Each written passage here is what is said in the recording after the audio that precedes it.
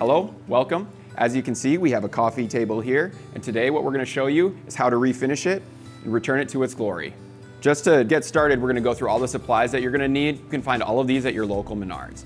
So for starters, we've got some sandpaper here, tack cloth, a Syntox Purdy brush, we've got our wood conditioner, our stain with the color of our choice, polyurethane, we've got stir sticks, we've got gloves for the application of the stain, we've got rags for wiping the stain, the excess off, and then we've got some mineral spirits for cleaning our brushes at the end of the project. First thing that you always need to do in a project like this is sand the wood down to the bare wood.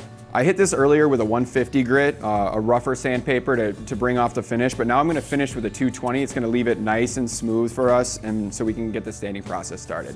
When you're sanding anything, always sand in the direction of the grain. You want to sand with the grain, otherwise it's going to leave your project looking scratched up. And then once we finish up our sanding here, it's important that we remove all of the dust. So you can either use a lint-free rag, or what I like to use is tack cloth because it really grabs onto that dust. My wife actually found this coffee table when she was in college on the side of the road. We've had it for a few years, but the reason I'm refinishing it now is because her and one of her girlfriends had a nice little wine and pizza night, and they decided to leave the pizza in its ring on the table, and the steam from underneath it left a big old bubble, ruining the coffee table. And once we get it all cleaned off here, then we're going to be able to apply our pre-stain conditioner. So this will just give us a nice uniform top coat that we can use. I'm just going to be using a Purdy Syntox brush here to apply this pre-stain conditioner. You could use a shop rag. You're going to apply it with the grain just like you would a stain. And we're going to let this sit on here for a good 5 to 15 minutes to really let it condition the wood. And then when we're done, we're going to wipe off the excess with one of those shop rags over to my right.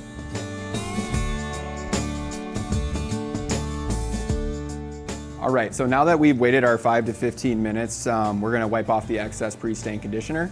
And I'm just going to go again with the grain. We're using these lint-free shop rags. Now you're going to want to apply your stain once you're done wiping off this excess within 2 hours of doing this. And we've got the Minwax Golden Oak interior stain here that I'm going to use. And it's key with these stains to make sure that you stir them well. You don't shake stains because that'll put air bubbles in there. So I'm just going to make sure I do a good job of touching the bottom because sometimes stuff will like to settle on the bottom. I'm going to use the same brush I used before. I cleaned it in between while we were waiting with some mineral spirits, and we'll link you to a video on how to do that. And we're just going to apply this like we did the conditioner with the grain. The longer you leave it, the darker the stain will be. Sometimes putting on a second coat, that's another good way to darken your stain as well. When we're done, we'll leave the stain on there and we'll wait again 5 to 15 minutes before we wipe the stain off. Now we're going to remove the excess with a lint-free rag. So I'm just going to go with the grain. If it's the color I want, then I can let it dry 2 to 4 hours, or I can apply the second coat and repeat these processes. And then we'll also have another video for you on how to properly dispose of these stain rags because they can be dangerous. They're very flammable, so we're just going to want to make sure that we do dispose of them in the proper way.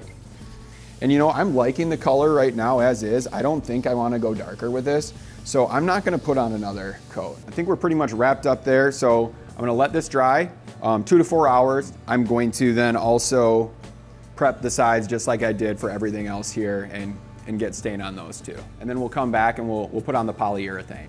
So now it's time for us to apply our top coat.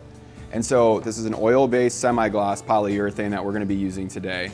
And this will help protect our wood. We are going to make sure we stir this well. We're going to be putting on 2 coats of this and sanding lightly in between with a 220 grit, a fine grit sandpaper. And then we're going to apply it with the grain of the wood just like we did the stain. You want to try to minimize the brush strokes you're going to see. We do want to try to apply it as smoothly as possible. All right, so we've allowed our project to dry here. We're ready to lightly sand this with a 220 grit sandpaper. We're just trying to remove any sort of imperfections and get it ready for the next coat of polyurethane. I'm just gonna go again with the grain, and I'm just going to very lightly and very gently sand the top of this. I've just wrapped up sanding.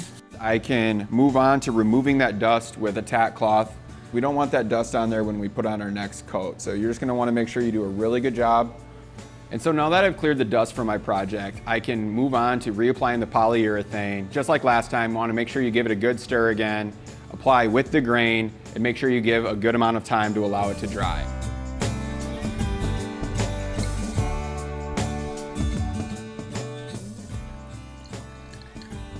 Check it out, coffee table's done. Finally have a place to put my beverages again, which is great. One final step you don't want to forget, invest in a coaster. Good luck with your project and thanks for watching. For more helpful tips or tricks, check out Menards.com or any of our social media platforms.